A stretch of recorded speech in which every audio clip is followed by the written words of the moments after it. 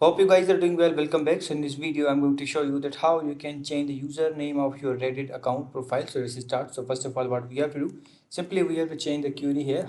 And now simply we have to press enter, and after pressing enter, as you can see now the steps are provided here. You just have to follow these steps, and after following these steps, your account profile's name will be changed. Access your Reddit profile. Open the Reddit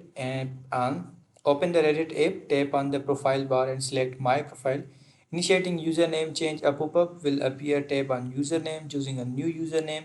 Enter a new username between 3 to 23 characters. So as you can see, this is also provided on the Reddit as well. So if you want to click on this, you will be also able to see that how you can change your Reddit profile. So as you can see, how do I change my Reddit profile name?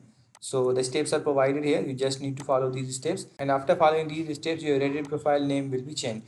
So I hope you guys understand this video, that how you can change the username of your Reddit profile. The user has also suggested that how you can do this.